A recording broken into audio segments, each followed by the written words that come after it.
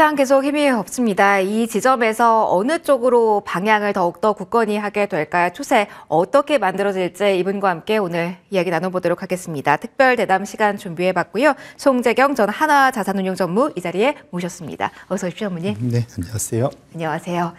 딱 궁금한 시기입니다. 매크로적인 이슈에 대해서도 체크가 필요할 것 같아서요. 일단 저희 금리 이야기부터 시작을 해볼까 합니다. 금리에 대한 기대감, 인하가 곧 될 것이다라는 기대감에 지난해 말에 시장 강했었잖아요. 지금은 전무님 어떻게 봐야 되는 건지, 인하에 대한 기대감이 여전히 유효한 구간에서 숨고르기인지 아니면 시기가 조금 더 뒤로 밀렸다라는 점에도 시선을 둬야 되는 건지 궁금합니다. 이 점 어떻게 저희가 일단 정리하고 갈까요? 일단 그러니까 시장에서의 기대감이 조금 빨랐다라는 것이 컨센서스인 것 같습니다. 무슨 말씀이냐면 연준은 단 한 번도 3월 달에 금리를 인하한다라고 얘기한 적이 없거든요. 예, 그리고 한 3번 정도 인하가 12월 달 점도표를 포함한 경제 전망 요약에서 나왔던 것이고요. 반면 시장은 그걸로는 부족하고 더 많이 금리를 인하할 거야 라는 기대감으로 6번에서 7번, 지금까지 제가 방금 오기 전에 체크해 보니까 연말까지 대략 한 7번 정도 금리 인하를 예상을 하고 있거든요. 7번을 하려면은 당연히 3월이 아니라 1월부터 당장 이번 달부터 금리 인하를 해야 1년 내내 해야 7번을 하지 않겠습니까? 네. 아니면 이번에 못하면 일부는 3월부터 해서 그 소위 이제 빅스텝이나 자이언트 스텝 역으로 가는 그러니까 50bp나 75bp씩 낮추는 거를 예상을 해야 이제 몇 번 안에 7번 금리 인하 효과가 나올 텐데 그건 좀 과하다. 라고 첫 번째 봐야 될 것 같고요. 지난주에 나왔던 CPI 숫자를 보더라도 사실 살짝 좀 재반등을 하고 있지 않습니까? 네. 앞서서 또 소위 지정학적 위험 얘기를 하고 있는데 지금 사실은 그런 컨테이너 운임 지수 포함해서 공급망 압력 지수, 이건 이제 뉴욕 연은에서 지속적으로 발표를 하고 있는 수치인데 작년 4월을 바닥으로 빠르게 우상향을 하고 있습니다. 결국은 이것이 올해 6개월 시차를 두고 CPI에 영향을 줄 거고 그게 이제 정확히 이제 올해 1월부터거든요. 그렇다면 앞으로 나타나는 CPI 숫자가 여기서 아주 급격하게 내려가기보다는 지금 작년 10월부터 12월까지를 바닥으로 하고 현재의 숫자에서 횡보를 할 가능성이 높기 때문에 연준이 손쉽게 금리를 빠르게 인하한다는 시장의 기대감은 자칫 잘못하면 김치국물 먼저 마신 형국이 될 수 있어서 제 개인적으로는 올해 이제 한 날씨가 좀 더워지는 여름 정도 돼야 금리 인하가 시작될 수 있지 않을까 이렇게 저는 생각을 하고 있습니다. 시장이 아무래도 금리 인하에 대한 힌트를 너무 전문이 간절하게 기다렸나 봅니다. 과하게 반응한 측면이 있다라는 이야기, 그리고 더워질 즈음 본격적인 이야기가 나올 가능성도 이야기를 해주셨습니다. 그러면 동시에 변수가 될 만한 이야기도 함께 나눠보도록 할게요. 금리 인하 시점에도 분명히 이게 영향을 주게 될 것 같아요. 최근에 중동발 리스크가 고조되고 있고 이 점은 또 국제 유가에 영향을 주면서 또 CPI 또 한 번 도돌이표가 될 수 있는 결정이니까요. 이런 점은 어떻게 봐야 되는 건지, 그리고 주말 동안 대만 선거도 있긴 했지만 우리나라도 그렇고 이 선거 일정에 대해서도 우리가 생각을 해봐야 될 것 같은데요. 지금 어느 우선 순위를 좀 정해주시죠. 어느 분명부터 저희가 시작해서 정리를 좀 매크로 이슈 할 필요가 있을까요? 예, 당장은 아까 잘 순서를 말씀 주셨는데 소위 이제 중동발 리스크, 네. 이거는 지금 현재 진행형이기 때문에 당장 영향을 줍니다. 이것 때문에 아까도 얘기 나왔지만 그 컨테이너 운임이 한 2주 사이에 거의 2배 올랐다고 알려져 있지 않습니까? 문제는 이게 이제 단기간에 해결되기가 쉽지 않다. 주말 동안 뭐 미군이, 영국이 뭐 후티 반군 예멘을 공격했다고 하지만 지난 10년간 사우디가 미국이 제공한 그 최신형 전투기로 그렇게 두들겼지만 못 잡았거든요. 그러니까 제 얘기는 지금 결코 이제 그 후티 반군을 손쉽게 지금 미국, 영국이 공격을 한다고 금방 괴멸시킬 수 있다라는 거는 너무 낙관적인 해석일 가능성이 있을 것 같고요. 오히려 이것이 이제 제 걱정은 여기서 후티 반군이 원하는 소위 이제 확전 이렇게 되는 거는 정말로 이제 최악의 시나리오가 될 수 있다. 지금은 사실 소위 그 위험 관리, 현재 그 안에서 머물게 하는 것이 제일 중요한 첫 번째이기 때문에 지속적으로 좀 저희가 지켜봐야 될 것 같고요. 두 번째로는 대만 관련된 이슈는 되게 이것도 중요합니다. 네. 왜냐하면 사실은 최근 들어서 이 지정학 리스크를 연구하는 분들은 지금 중동 이슈하고 대만에서 나타날 미중의 물리적 이슈를 비교하면 하나는 아이들 싸움이고 이거는 완전 어른들 싸움이다라까지 비교합니다.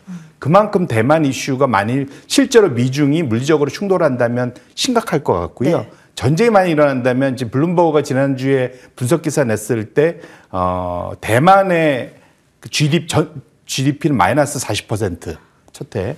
그다음에 전 세계의 GDP는 마이너스 10% 이상 감소할 수 있다라는 최악의 시나리오를 내놨었습니다. 물론 이거는 너무나 급격하기 때문에 거꾸로 말하면 일어날 가능성이 매우 낮다는 거죠. 그러니까 사실은 그만큼 전 세계는 이전에는 석유를 가지고 전 세계가 움직였다면 지금의 산업은 석유라기보다는 반도체로 네. 움직이기 때문에 전 세계 최대 반도체 생산은 뭐니 해도 TSMC죠. 그렇죠. 물론 우리나라에 삼성전자와 SK하이닉스가 있지만 소위 이제 비메모리 전 세계 반도체 시장 70% 차지하는 비메모리 시장은 압도적인 게 TSMC라서 TSMC가 잘 생산을 해내느냐가 제일 전 세계적으로 산업에 큰 영향을 준다 보실 수 있고요.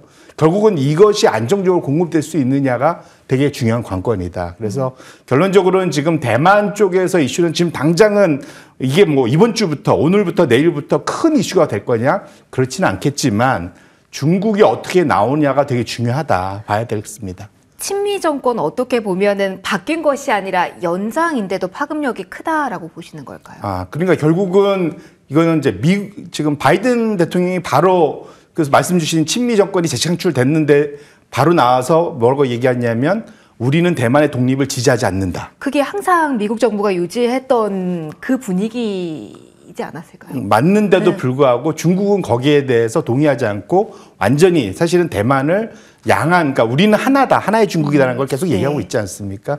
결국은 그것을 올해 미국이 손이 소위 묶여 있다고 하죠. 대선을 앞두고 묶여 있는 상황에서 중국이 얼마나 공격적으로 나올 수 있느냐가 이제 관건이기 때문에 그렇게 놓고 본다면 성사 가능성은 되게 낮지만 만에 하나 이게 벌어진다면 초대형급 블랙스완이 될 수 있기 때문에 올해 두 개 크게 본다면 미중 물리적 충돌 이슈, 대만발, 그다음에 두 번째로는 중동 확전 이슈 이런 것들이 아마 전 세계에서 가장 큰 지정학적 위험의 대상이 될 수 있겠다 이렇게 말씀드립니다. 뉴스가 어떻게 진행되는 건지 그리고 분석을 계속 꼼꼼하게 해야 될 것 같습니다. 내수 관련된 이야기도 좀 해보도록 하죠. 결국은 경제가 잘 살아나야 되고 우리가 잘 해야 되는 건데 문제는 항상 많이 들으셨겠지만 수출 위주로 우리나라가 많이 움직인다라는 점이 관건일 것 같습니다. 그래서 저희가 매크로적인 이슈들 리스크를 많이 점검을 하곤 하는데요. 한덕수 국무총리는 반도체 중심의 수출 개선, 성장을 이끈다라는 자신감 있는 멘트를 한 바 있습니다. 데이터도 기대감을 실어주기엔 충분한 것 같은데 정말 충분한 걸까요? 리스크에 대해서 고려를 한다면 어떻게 보시는지 궁금합니다. 일단 작년 한 해 동안 지장부터 시작해서 반도체 회사들이 공급을 줄이면서 재고를 줄이는 역할들을 많이 했기 때문에 어느 정도 이제 재고가 줄면서 올해 11월부터 반도체 수출이 늘기 시작했죠. 네. 지금 1월 10일자까지도 체크를 해보면 반도체 수출이 상당히 좀 양호한 수치로 나오는 걸로 확인해서 참 다행이다라고 생각을 하고요. 다만 이제 특히 이제 시장에서 환호하는 것은 이것이 AI 인공지능과 관련된 고부가 매출이 증가하면서 이것이 이제 확실한 회복세 내지는 엄청난 성장을 내지 않을까 기대를 하는데 다만 여기에 이제 우리가 간과하면 안 되는 것이 레거시라고 하죠. 스마트폰, PC, 기존 데이터 센터 이런 쪽에 반도체 수요가 지속적으로 살아나느냐 그것이 관건일 것 같고요. 그거는 아직까지는 이것이 이제 완전히 살아난다라고 명확하게 말하기는 어려운 게 왜냐하면 전 세계적으로 지금 유럽은 좀 침체 들어갔고 중국도 지금 디플레이션이잖아요. 미국만 좀 괜찮은 상황이고 나머지 G3 중에 G2, G3가 G1 빼고는 나머지 소비가 상당히 둔화되고 있는 상황이기 때문에 말씀드렸던 그런 반도체 수요 AI를 제외한 나머지 수요가 되살아나는데 확실하게 지금 완전히 된다 이렇게 말하기는 아직은 숫자로 확인된 건 아니다 이렇게 말씀을 드리겠습니다. 레거시 반도체가 결국은 살아나야 된다고 한다면 중국 향 매출액이 늘어나는지를 확인하는 것도 필요할까요? 사실 그쪽에 스마트폰 비중이 상당히 많았습니다. 맞습니다. 전 세계 어쨌든 반도체 절반은 중국으로 들어가니까요. 네. 맞습니다. 그쪽도 확인을 계속 해야 될 것 같네요. 그러면은 리스크 요인들도 함께 지켜보긴 해야겠습니다만 시장에서는 어떻게 반영될지 이어서 좀 보도록 할게요. 반도체 수출이 늘어나는 거 긍정적인 포인트 점검을 해주셨는데 최근 올 들어서 반도체 대장주 보시는 분들 그러면서 연동되는 지수 코스피 보셨던 분들은 올해 어떤 건가? 라는 생각을 하셨을 것 같고요. 코스닥 위주로 보시는 분들도 지난주 후반부터는 일요일 호가 여기 아닌가? 라는 물음표 많이 붙으셨을 것 같아요. 이런 상황 속에서 그러면은 지수로 이어져 왔을 때는 우리는 지금 어느 쪽을 봐야 되는 걸까요? 사실은 거꾸로 이제 좀 돌이켜보시면 10월 말을 바닥으로 11월, 12월을 엄청나게 상승을 했지요. 그렇죠. 그걸 다 우리 잊고 있죠. 근데. 예. 그러니까 이미 지금은 기본이고 항상 투자자들은 기본적으로 나의 직전 최고점이 나의 원본이라고 생각하기 때문에 거기서 더 올라가야 된다고 생각해서 항상 이제 괴로워하시는데 일단은 지금 11월, 12월에 엄청 올랐던 걸 상기시키시고 이제 생각해 보면 상당히 너무 빨리 올라온 측면이 분명히 있습니다. 그러다 보니까 미국도 지난주는 상당히, 지지난주는 첫 주는 상당히 고생했고 지난주는 어느 정도 회복해서 이제 연초 정도 수준으로 회복을 했습니다. 다만 우리나라는 지지난주와 그러니까 2주 연속 마이너스 해서 마이너스 한 5%, 오늘도 지금 마이너스를 좀 기록을 하고 있지요. 결국은 이런 것들이 나타나는 것들이 걱정을 하게 되는 가장 큰 원인이고요. 결국은 지금 이 상황에서 우리가 봐야 될 거는 그 사이 많이 올라왔던 것들이 적어도 기간 조정 내지는 가격 조정의 시기에 들어간 것만은 좀 분명하다. 왜냐하면 솔직히 생각하면 나는 이미 충분히 많이 사갖고 더 올라가길 바라고 있는데 나 같은 사람이 세상에 너무 많은 겁니다. 누군가 새로운 뉴머니가 들어와야지 내 걸 사주면서 더 끌어올릴 거잖아요. 그것이 이제 우리나라뿐만 아니라 전 세계적으로 좀 부족한 상황이거든요. 그래서 적어도 여기서 이제 지수가 빠지지 이 정도에서 조정되면서 기간 조정이 거쳐야만 새로운 돈이 들어올 수 있다는 측면에서 지금 당분간은 조금은 답답하시겠지만 조금 기다려야 되는 그런 시점이다. 이렇게 말씀을 드립니다. 그래요. 코스닥에 대해서 추가적인 질문하기 전에 일본 증시를 좀 여쭤보고 가도록 하겠습니다. 오늘 소폭의 플러스를 기록을 하면서 마감 기준으로는 코스피가 9거래일 만에 상승 전환을 했습니다만 정말 미약합니다. 0.04%. 그러니까 약세 국면을 연초부터 계속 이어져 나온 상황인데요. 그 가운데는 반도체가 계속 힘을 잃어가고 있는 시점이었거든요. 반면에 전무님 저희가 항상 시장 보면서 일본과 비교 많이 하게 됩니다. 일본 시장 많이들 보셨겠지만 고공행진 이어지고 있고요. 중요한 건 일본의 반도체주가 잘 가고 있다라는 점. 그러니까 상대적으로 이쪽이 자금이 다 빠져나가 버린 것이 아닌지 국내 주식시장에서만 이 치열한 싸움이 아니라 이걸 어떻게 봐야 되는지도 궁금하거든요. 완전히 이동을 해버린 시점인지 차별화가 계속 이어질 수밖에 없을까요? 지금 당장은 원래 일본의 그 주가가 올라가고 그 다음에 일본이 반전 날 거라고 생각한 게 1월 달 정도부터 일본 은행이 금리 상한제를 포기하는 것, 금리를 올리는 것에 대한 기대감들 때문에 소위 이제 예나는 강세로 가고 주가가 빠질 거라고 생각했는데 생각보다는 지금 완화 기조가 지속되고 있잖아요. 그러다 보니까 일본만 여전히 전 세계적으로 긴축을 했지만 일본만 완화책을 쓰고 있는 겁니다. 돈을 풀고 있는 거죠, 여전히. 그러다 보니까 전 세계적으로 그쪽으로 자금이 쏠리는 거는 우리나라뿐만 아니라 전 세계적으로 같은 거다 보셔야 될 것 같고요. 다만 지금 봐야 될 거는 그건 반도체뿐만 아니라 ETF 통해서 투자가 들어가기 때문에 큰 것들 위주로 올라가는 거죠.